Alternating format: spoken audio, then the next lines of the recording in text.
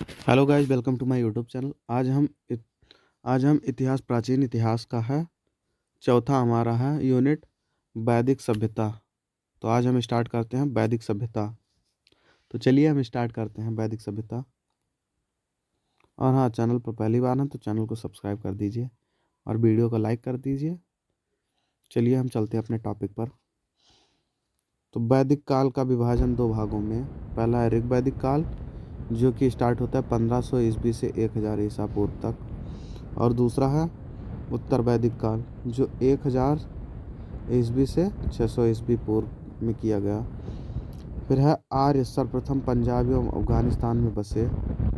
Max Muller ने आर्यों का मूल निवास स्थान मध्य एशिया को माना जाता है। आर्यों द्वारा निर्मित सभ्यता वैदिक सभ्यता कहलाई। ठीक है। फिर हम आते हैं, नीचे आते हैं। आर्यों द्वारा विकसित सभ्यता ग्रामीण सभ्यता थी। आर्यों द्वारा जो विकसित सभ्यता थी वो हमारी ग्रामीण सभ्यता थी। ग्रामीण मतलब जैसे गांव क्षेत्र इलाका होता है उसे हम ग्रामीण सभ्यता कहते हैं। फिर आर्यों की भाषा संस्कृत थी। आर्यों की भाषा क्या थी? संस्कृत। पेपर में आता है कि आर्यों की मुख्य भाषा क्या थी? तो संस्कृत। आर्यों की मुख्य भाषा संस्कृत थी। फिर है आर्यों के प्रशासनिक इकाई आरोही क्रम में इन 5 भागों में बटा था। पहला कुल, ग्राम, विश्व, जनराष्ट्र। ये भी इम्पोर्टेंट है। राष्ट्रीय आर्यों के प्रशासनिक इकाई आरोही क्रम में इन 5 भागों में बटा हुआ था। पहला कुल, ग्राम, विश्व, जनराष्ट्र। ये इम्पोर्टेंट है, याद कर लेना। कुल, ग्राम, विश्व, जनराष्ट्र। फिर है ग्राम के मुखिया ग्रामीणी एवं विश्व का प्रधान विस्पति कहलाते थे। ग्राम के मुखिया क्या कहलाते थे? ग्रामीणी। और विश्व का प्रधान विस्पति। फिर है जन के शासक को राजन कहा जाता था। जन के शासक को हम लोग राजा कहते थे, मतलब आर्य लोग कहते। फिर है राज्याधिकारियों में पुरोहित एवं सेनानी प्रमुख थे। फिर है सूत, रथकार तथा कम्माद नामक अधिकारी रत्नी कहे जाते थे। ठीक। फिर है इनकी संख्या 7। फिर है इनकी संख्या राजा सहित करीब 12 हुआ करती थी।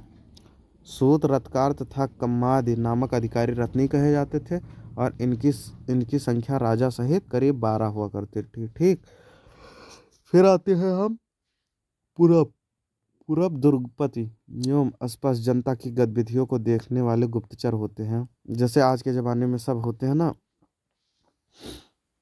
सीबीआई हुआ और सब हुआ, तो वैसे ही पहले राजा के ज़माने में पूरब और दुर्गपति एवं आसपास जनता की गतिविधियों को वाले गुप्तचर होते थे। ये जनता के बीच में जाते थे और मतलब उनकी गुप्त गुप्त जानकारी होती थी, उसको मतलब ये लोग जानकारी प्राप्त करते थे।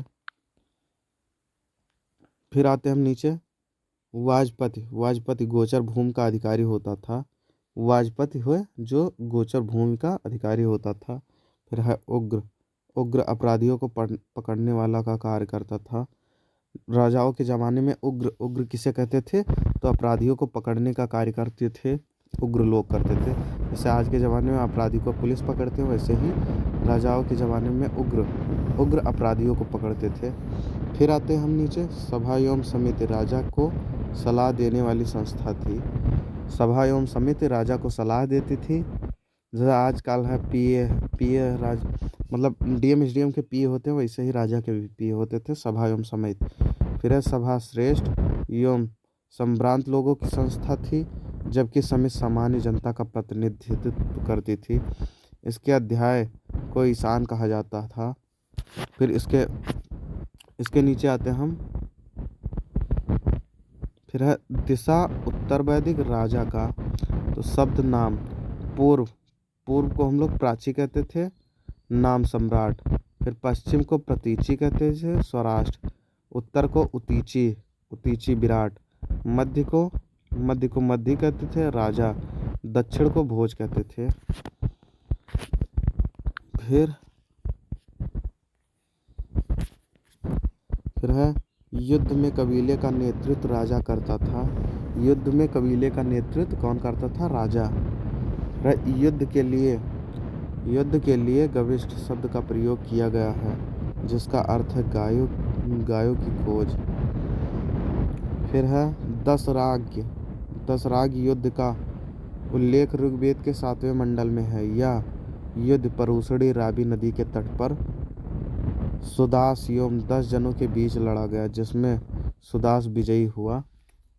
फिर नीचे आते हैं। ऋग वैदिक समाज 4 वर्णों में विभक्त था। ये वर्ण थे ब्राह्मण, क्षत्रिय, वैश्य तथा शूद्र। ब्राह्मण, क्षत्रिय, शूद्र, वैश्य के बारे में मैंने बताया भी है।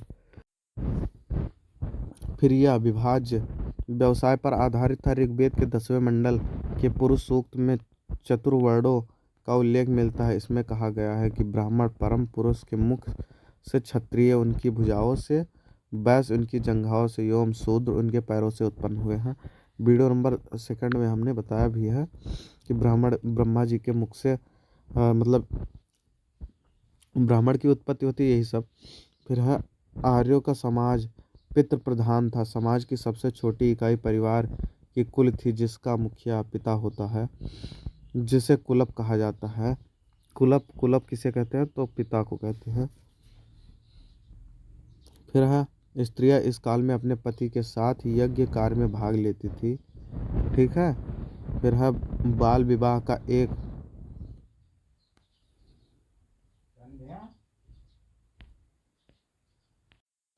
बाल विवाह एवं पर्दा प्रथा का प्रचलन नहीं था। फिर अब विधवा अपने मृतक पति के छोटे भाई देवर से विवाह कर सकती थी। फिर बाल विवाह एक पर्दा प्रथा का प्रचलन नहीं था। विधवा अपने मृतक पति के छोटे भाई देवर से विवाह कर सकती थी। फिर स्त्रियां शिक्षा ग्रहण करती थी। ऋग्वेद में लोपामुद्रा, भूसा सिखाया, अपला एवं विश्वास जैसी विशुषी स्त्रियां का वर्णन है। फिर है नीचे है जीवन भर अविवाहित रहने वाली महिलाओं को अमाजू कहा जाता है। पेपर में क्वेश्चन आता है कि जीवन भर अविवाहित रहने वाली महिलाओं को क्या कहा जाता है? तो अमाजू। अमाजू हमारा राइट आंसर। फिर आर्यों का मुख्य पेय पदार्थ सोमरस था। यह वनस्पति से बनाया जाता था। सोमरस आर्यों का मुख्य पेय पदार्थ क्या था? तो सोमरस। और यह वनस्पति से बनाया जाता था। यह किससे बनाया जाता है? वनस्पति से। आर्य मुख्यतः 3 प्रकार के वस्त्रों का उपयोग करते थे। पहला वास, अधिवास और उसड़ियों। फिर है अंदर पहनने वाले कपड़ों को नीव कहा जाता था। फिर आर्यों के मनोरंजन का मुख्य साधन संगीत, रथ दौड़, घुड़सौड़ एवं घृतक्रीड़ा था। फिर नीचे आते हैं। आर्यों का मुख्य व्यवसाय पशुपालन एवं कृषि था। आर्यों का मुख्य व्यवसाय पशुपालन एवं कृषि था। और इसमें हाँ एक इम्पोर्टेंट और है, उपनिषदों की कुल संख्या 108 है, महापुराणों की संख्या 18 है एवं वेदांग की संख्या 6 है। ये तीनों हमारा इम्पोर्टेंट है, इसको याद कर लो।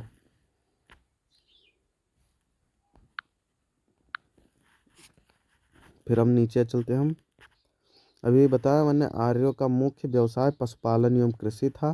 फिर है गाय को अधन्या कहा जाता था। अधन्या का मतलब है वध ना करने योग्य, ना मारे जाने के योग, पशु की श्रेणी में रखा गया था। गाय की हत्या करने वाले या उसे घायल करने वाले के लिए वेदों में मृत्यु दंड अथवा देश से निकालने की व्यवस्था की गई है।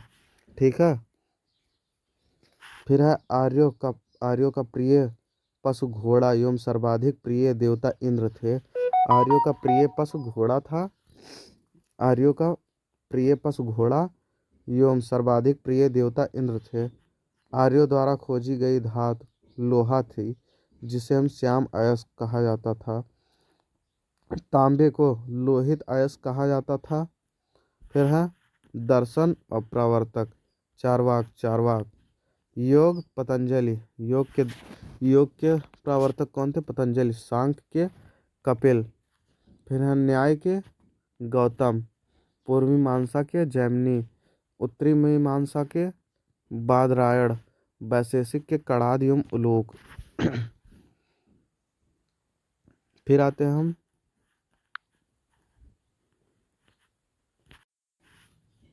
फिर है व्यापार हेतु दूर दूर तक जाने वाले व्यक्ति को पढ़ कहते थे। व्यापार व्यापार के लिए जो दूर दूर जो व्यक्ति जाते थे उन्हें हम पड़ी कहते थे। फिर है लेन देन। लेन देन में वस्तु विनिमय की प्रणाली प्रचलित थी। ऋण देकर ब्याज लेने वाला व्यक्ति को बेकनाट सूदखोर कहा जाता था। ऋण देकर ब्याज लेने वाला व्यक्ति को बेकनाट सूदखोर कहा जाता था। मनुष्य एवं देवता के बीच मध्यस्थ की भूमिका निभाने वाले देवता को रूप में अग्नि की पूजा की जाती थी। फिर है ऋग्वेद में उल्लिखित सभी नदियों में सरस्वती सबसे महत्वपूर्ण तथा पवित्र मानी जाती थी। ऋग्वेद में गंगा यमुना का उल्लेख सिर्फ एक बार हुआ है। फिर है प्राचीन नाम एवं आधुनिक नाम। कुंभ को कुर्रम, कुभा को काबुल, बितस्ता को झेलम, आस्कनी चिनाब, परुशड़ी रावी, शतुद्री सतलज, बिपाशा ब्यास, सदानीरा को गंडक। फिर है दृष्टि घग्गर, गोमती को गोमल और स्वस्त को स्वास्थ्य।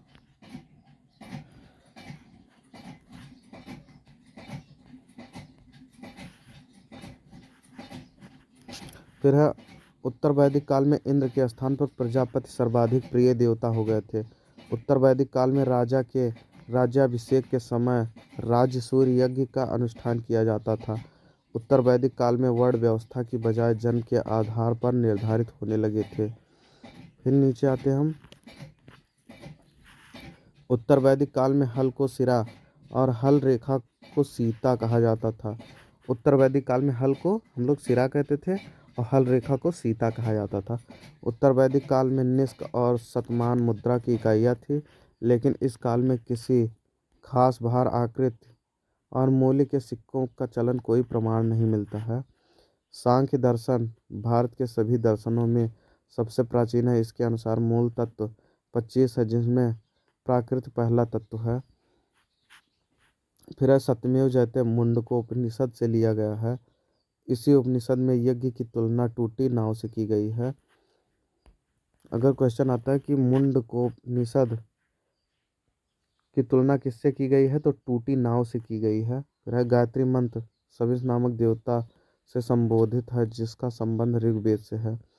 उत्तर वैदिक काल में कौशाम्बी नगर के प्रथम बार पक्की ईंटों का प्रयोग किया गया है। फिर है महाकाव्य दो हैं, भारत एवं रामायण। महाकाव्य दो हैं, महाभारत एवं रामायण। हमारा महाकाव्य कितने हो जाएंगे? दो, महाभारत और रामायण। महाभारत में पुराण का नाम जय संहिता है। महाभारत का पुराना नाम जय संहिता है। यह विश्व का सबसे बड़ा महाकाव्य है। फिर है गोत्र नामक संस्था का जन्म उत्तर वैदिक काल में हुआ। फिर आते हम। फिर है ऋग्वैदिक कालीन देवता और संबंध। इंद्र का संबंध क्या किससे था? तो युद्ध का नेता एवं वर्षा का देवता। फिर अग्नि का देवता एवं मनुष्य के बीच मध्यस्थ। वरुण का पृथ्वी एवं सूर्य के निर्माता। समुद्र का देवता, विश्व के नियामक एवं शासक। फिर है सत्य का प्रतीक, ऋतु परिवर्तन एवं दिन रात का कर्ता। फिर घव का आकाश का देवता सबसे प्राचीन। सोम का वनस्पति देवता। उषा का प्रगति एवं उत्थान देवता। आसनिवन विपत्तियों को हारने वाला देवता। पूषण पशुओं का देवता। फिर है विष्णु विश्व के संरक्षक एवं पालनकर्ता। मरुत आंधी तूफान का देवता। आई होप, आशा करते हैं आपको वीडियो हमारा अच्छा लगा होगा। और चैनल पर पहली बार है तो चैनल को सब्सक्राइब कर दीजिए, वीडियो को लाइक कर दीजिए। जय हिंद जय भारत। अगला हमारा यूनिट 5 होगा। टॉपिक अगला हमारा होगा महाजनपदों का उदय। इसको हम यूनिट 5 में रखते हैं और इसको हम कल बताएंगे महाजनपदों का उदय। तो वीडियो पहली बार है तो वीडियो को लाइक कर दीजिए, चैनल को सब्सक्राइब कर दीजिए। जय हिंद जय भारत।